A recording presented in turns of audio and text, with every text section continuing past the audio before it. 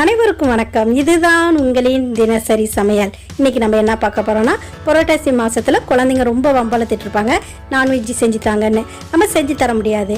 ஆனால் நான்வெஜ் சுவையிலேயே ஒரு vegetarian Cola உருண்டை செய்ய போகிறோம். அது அப்படியே மட்டன் கோலா உருண்டை மாதிரியே இருக்குங்க. அதுதான் மீல் மேக்கர் கோலா உருண்டை. அது மட்டன் சுவையிலேயே எப்படி செய்யறதுங்கிறது இப்போ பார்க்கலாம் வாங்க. முதல்ல ஒரு மிக்சி ஜார் எடுத்துக்கலாம். அதில் 7 டேபிள் ஸ்பூன் அளவுக்கு பொட்டுக்கலை சேர்த்துட்டு நல்லா பவுடராக நுணுக்கிடுங்க. இந்த அளவுக்கு நுணுக்கி எடுத்து வச்சுக்கலாம். அடுத்தது மீடியம் ஃப்ளேமில் அடுப்பை பற்ற வச்சுட்டு 1 லிட்டர் தண்ணியை நல்லா சேர்த்துருக்கேன். இந்த தண்ணியில் தேவைக்கேற்ப உப்பு சேர்த்துக்கலாம். அடுத்ததாக ஒரு 1/4 டீஸ்பூன் மஞ்சத்தூள் சேர்த்துங்க. சேர்த்துட்டு நல்லா கொதிக்க விட்டுருங்க. நல்லா கொதிக்கட்டும்.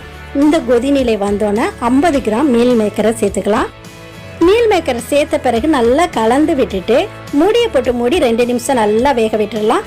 அந்த 2 நிமிஷத்துலேயே மீல் மேக்கர் நல்லா வெந்து சாஃப்ட் ஆகிடும். இப்போ மஞ்சத்தூள் உப்பு சேர்த்துருக்கனால இது கலரும் டேஸ்ட்டும் நல்லா சூப்பராக இருக்கும். அப்படியே மட்டன் மாதிரியே வெந்துடும்.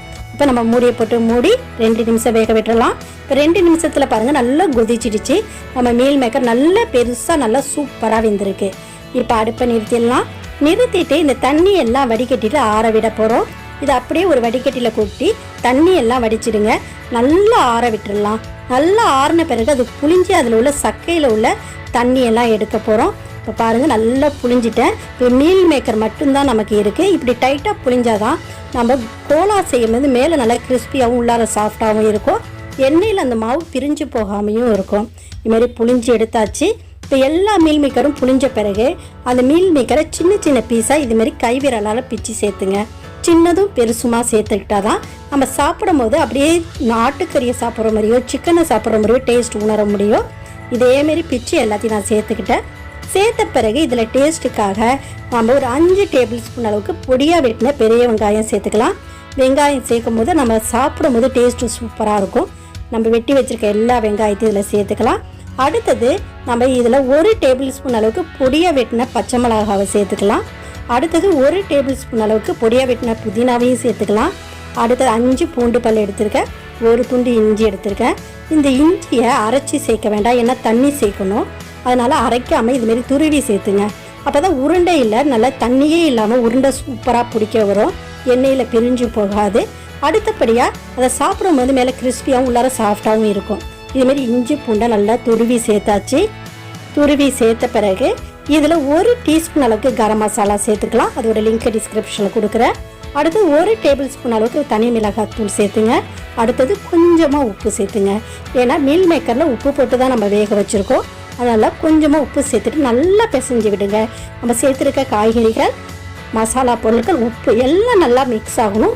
மீல் மேக்கருக்குள்ளே சாரணும். அப்போ தான் நம்ம சாப்பிடும்போது இந்த மட்டனோட டேஸ்ட்டை நம்ம அனுபவிக்க முடியும். இப்போ நம்ம 6 டேபிள் ஸ்பூன் அளவுக்கு பொட்டுக்கடலை மாவு சேர்த்துக்கலாம். பொட்டுக்கடலை மாவு சேர்த்துட்டு நல்லா பிசைஞ்சு விட போகிறோம். இப்பயும் கொஞ்சம் கூட தண்ணியே சேர்க்காதீங்க, ஏன்னா வெங்காயம் சேர்த்து நம்ம பிசைஞ்சும் போது கொஞ்சம் லைட்டாக தண்ணி விட்டுருக்கோம். இப்போ பொட்டுக்கடலை மாவு சேர்த்து பிசையும் போது நல்லா சரியான பதத்தில் இருக்கும். உங்களுக்கு சரியான பதம் வர வரைக்கும் நீங்கள் பொட்டுக்கடலை மாவு சேர்த்துக்கலாம். 6 ஸ்பூனுக்கு மேலேயோ இல்லை குறைச்சோ சேர்த்துங்க. இப்போ சரியான பதத்தில் நம்மளுக்கு மாவு ரெடி ஆகிடுச்சு. இப்போ ஒரு தட்டில் எண்ணெயை தடவிக்கலாம். தடவிட்டு நம்ம ரெடி பண்ணி வச்சுருக்க மாவை சின்ன சின்ன உருண்டையாவோ இல்லை வடை மாதிரி தட்டியோ நம்ம இந்த தட்டில் எடுத்து வச்சுப்போம். அப்போ பொரிக்கிறதுக்கு ரொம்ப வசதியாக இருக்கும். கோலா உருண்டை பிடிக்கும் போது நல்லா கவனமாக கவனிக்க வேண்டியது என்னன்னா, அந்த மாவை நல்லா டைட்டாக பிடிச்சி நம்ம உருட்டணுங்க.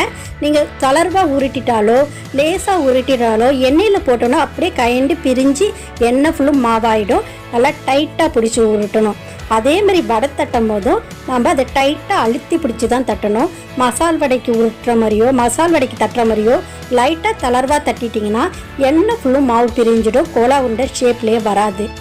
இப்போ நம்ம நல்லா டைட்டாக உருட்டி தட்டி வச்சுருக்கோம். மாவு ரெடி ஆகிடுச்சு. இப்போ மீடியம் ஃப்ளேமில் அடுப்பை பற்ற வச்சுட்டு 1/2 லிட்டர் கடலெண்ணெய் சேர்த்துருக்கேன். இந்த கடலெண்ணெய் நல்லா சூடாகணுங்க. போட்டோடனே பொரியணும். அந்த சூடு வந்தோன்னே சேருங்க. நல்லா பொரியிற ஸ்டேஜ் வந்தோன்னே நான் உருண்டையெல்லாம் சேர்த்துட்ருக்கேன். எல்லா உருண்டையும் சேர்த்துடாதீங்க. கொஞ்சம் கொஞ்சமாக சேர்த்துட்டு உடனே திருப்பியும் விட்டுறாதீங்க. ஒரு பக்கம் நல்லா வெந்த பிறகு நம்ம திருப்பி விடணும். உடனே திருப்பி விட்டாலும் அந்த மாவு எல்லாம் எண்ணெயோடு பிரிஞ்சிடும். இப்போ இது மாதிரி ஒரு பக்கம் வெந்தோன்னே திருப்பி விட்டுட்டு இனிமேல் நல்லா பொன்னிறம் வரத்துக்காக அப்பப்போ நல்லா திருப்பி திருப்பி விட்டு நல்லா பொன்னிறமாக பொரிச்சு எடுங்க. 2 பக்கமும் நல்லா பொன்னிறம் வந்த பிறகு நம்ம உருண்டை எடுத்துடலாம். இப்போ பதமும் நிறமும் நம்மளுக்கு சரியாக இருக்குது. இப்போ எடுத்துடுவோம். நம்மளுடைய கோலா உருண்டை ரெடி ஆகிடுச்சு. அடுத்தது நம்ம முன்னாடி செஞ்ச அதே மெத்தடில் நம்ம தட்டி வச்சுருக்க வடையும் சேர்த்துக்க போகிறோம். இதே மாதிரி போட்ட உடனே திருப்பி விடக்கூடாது. ஒரு பக்கம் நல்லா பொன்னிறமாக வந்தோடனே தான் நம்ம திருப்பி விட போகிறோம். அதுக்கு பிறகு நல்லா திருப்பி விட்டு எல்லா பக்கமும் பொன்னிறமாக்க போகிறோம். அந்த பதத்தில் நம்ம வடையும் நல்லா பொரிச்சு எடுத்தாச்சு. இப்போ கோலா உருண்டையும் வடையும் ரெடி ஆகிடுச்சிங்க. சூப்பரான மட்டன் டேஸ்ட்லேயே இருக்கும். நீங்கள் நான் சொன்ன மெத்தட் அப்படியே ஃபாலோ பண்ணுங்கள். நான் நிறைய டிப்ஸ் சொல்லியிருக்கேன். அந்த டிப்ஸை கண்டிப்பாக ஃபாலோ பண்ணுங்கள். இதை உடச்சி காமிக்கிறேன் பாருங்கள்.